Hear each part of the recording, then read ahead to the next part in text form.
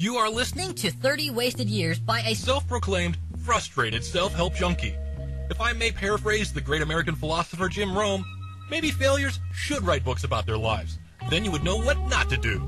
After spending 30 years of immersing himself in the industry's books, audios, CDs, and programs and not receiving the success he has dreamed of, Jeff Grundy introduces 30 Wasted Years, a podcasting mastermind.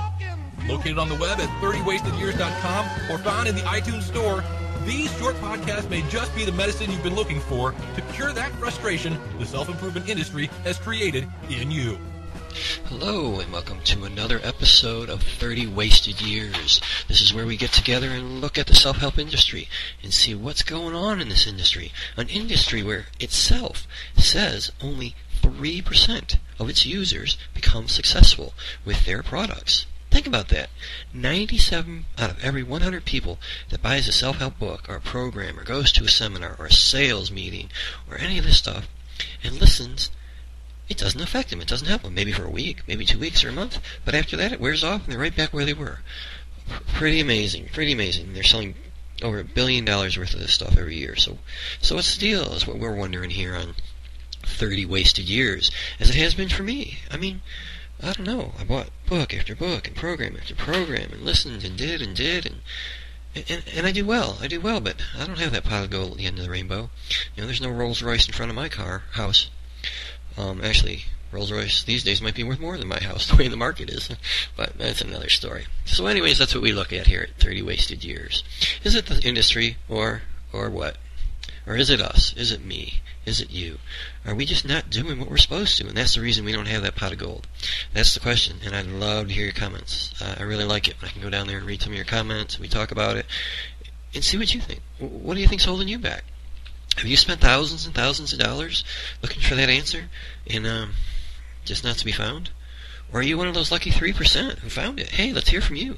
I mean, maybe you think I'm full of whatever, you know, and I'm just not doing what I should, and I shouldn't be out here complaining and going on and on about the industry. And the industry's great. Hey, let's hear it. Let's hear it. And I'd like to thank you all for listening in.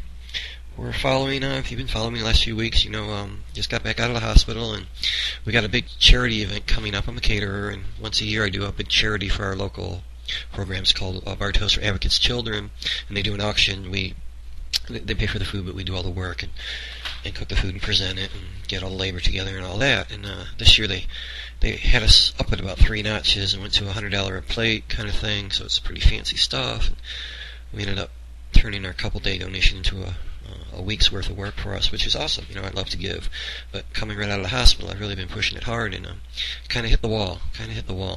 So it's really got me thinking about self-motivation today. You know, a little bit tired and a little bit confused and wondering why this isn't working, why that isn't working. And once again, is it me? Or is it the stuff I'm following that's just not working? I don't know. It's a bit confusing sometimes. So I really put some thought into this. And I'm hoping to change the format a little bit here in the coming weeks.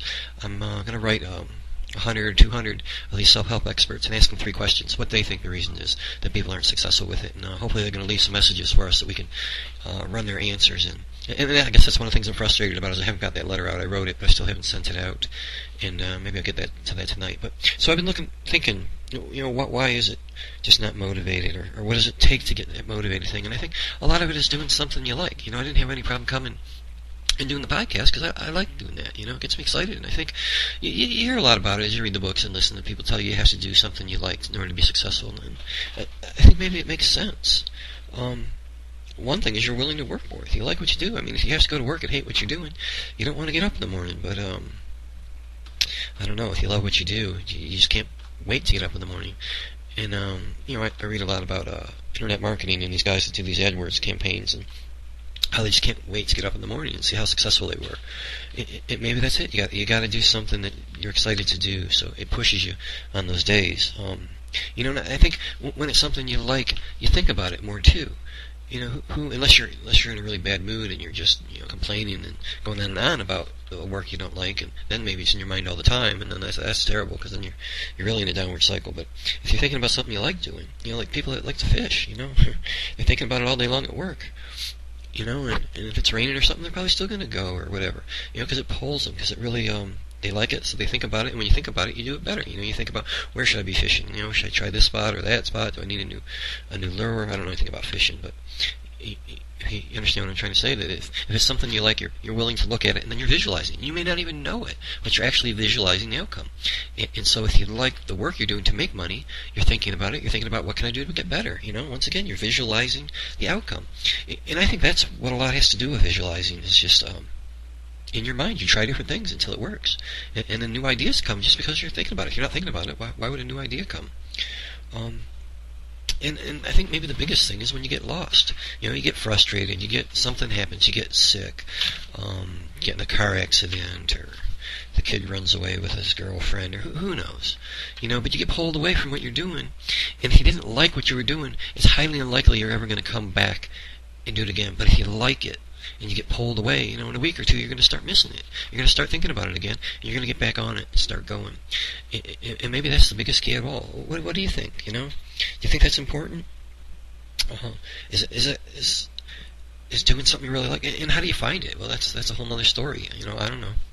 I think you just keep looking until you find something that really excites you, that you really want to read about, you want to learn about, you want to search the internet about. And can you make money with it? I don't know. Some people say you can make money with anything. I don't know. Let's see what you think about that. And another thing is, I think you're willing to work longer without the result coming in. You know what I mean? If you're trying to do something and you're trying to make money with it, but no money's coming, if it's a chore, like some people get into article writing on the internet again, and if they don't like writing and they're trying to make money doing something like that, they're not going to do it very long. But if they enjoy it and they've always wanted to be a writer and they think it's really neat writing articles and sending them out all over the internet, they're going to do it even though they're not making any money. And if you do it long enough, the money will finally start coming. And maybe it goes back to when you hit these walls, you just need somebody else to give you a little kick and get you going and get you thinking, and show you, hey, things aren't all that bad. And of course it is. You can think it is if you want, but for a lot of people, I don't know how to say this, but it was pretty rough being in the hospital again. But then I get out and hear about people that went in, and come out with cancer, come out with some kind of nervous disease or this or that. If you look around, most people have it worse than you. And I'm sure there's a lot of people that have it pretty bad, and I'm not trying to put you down. And I'm sure there are a lot of people that have it pretty rough. But for the majority of us, we have it tough, but not as tough as some other people out there. Or not as tough as people in other parts of the world where there's bombs dropping all over the place and people shooting at them. And I can't imagine. I mean, I live out in the country in America where it's safe and sound, and I shouldn't say this, who knows what'll happen, but there's very little crime where I'm at. It's I live a blessed life, I guess, a wonderful life, and I think a lot of us do and just don't realize it, in one way or another. And I think looking back at that, that's a big thing. But I'm wondering now.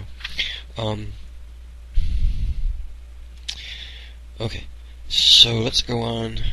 I'm reading my notes and they make no sense, so I guess the drugs are kicking in again here. So I'm going to end this. I do want to, once again, if you get a chance, hop by the website, check out our sponsor. I really like this. It's called Coach by Millionaires. It's $7 a month, and you get some great audios for $7. How can you turn it down? I mean, obviously you're listening to a podcast, so you listen to audios, and they got one with Joe Sugarman and Brian Tracy and a couple other ones. You just can't beat it, and if you're not into the network marketing part of it, just skip it. I mean, it's not important. What's important is to get some good stuff into your mind, and for $7, I don't know how you beat that. So just hop over to the website, you can just click on it and check it out for yourselves. Alright, let's find a quote here. Oh, okay, opened it right up to happiness. We are happy when we are using our potential. Hey, just what we're talking about, huh? Striving against difficulties and overcoming them. Reaching for achievement and finding it. This is happiness. We are happy when we are learning, growing, and accomplishing. Working toward a worthy goal that demands our best is the secret of happiness. Man, once again, I don't think I could pick a better quote than that. And this one is by the author, Wynne Davis. The book's The Best of Success, A Treasury of Success Ideas. I don't know if it's still being published or not. Alright, once again, we'll close it up. We are happy when we are using our potential, striving against difficulties and overcoming them, reaching for achievement and finding it. This is happiness. We are happy when we are learning, growing, and accomplishing, working toward a worthy goal that demands our best. This is the secret of happiness. Think about that one, please, and have a great week until I talk to you again. Thank you.